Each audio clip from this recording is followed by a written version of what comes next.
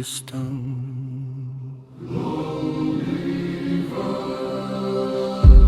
Eyle serçiya navete dengdibim Lehundir tufane dilimin telerzim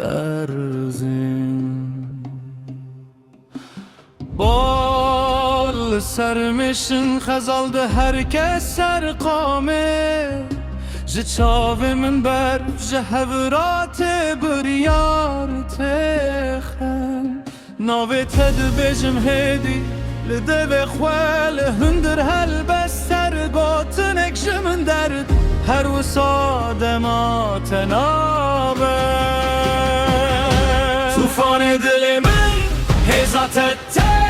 dixweşî eş di hev deledin Tu terxanî min tu agir û av gotina te di nav çiyayê min deledin Dengê tu her deverde digerin Her gotin wekî bang li asman Tu derd û dawî ji bo min Li min manî wekî lawazê zengilî Şevtê sterk dimirin li ser miyan tenê dengê temmayê Di nav gundê bêronahî tev gava tu bî rojan hette Destê te ji dur tê xuya kirin Wekî rêyên kevinar li axê Ez digerim li şivên qadeyê te werin Gotinên te di min deraxê Tufanê dilê min hêza te tê Dişweşî eş di hev deledin Tu terxanî min tu agir û av gotina te di nav çiyayê min deledin Dengê tu her deverde digerin Her gotin wekî bang li asman Tu derd û dawî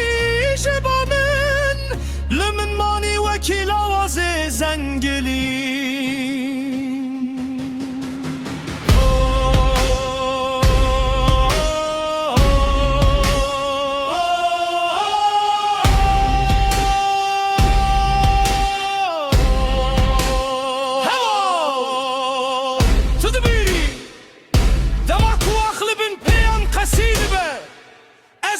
Karî dibêjim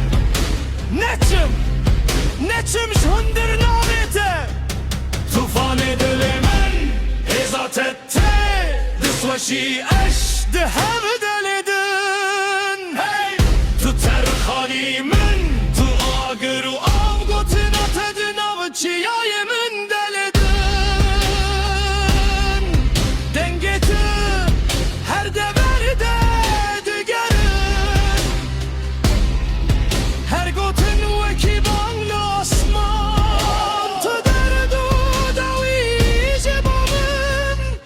Min manî wekî lawazê zengilî Serçiya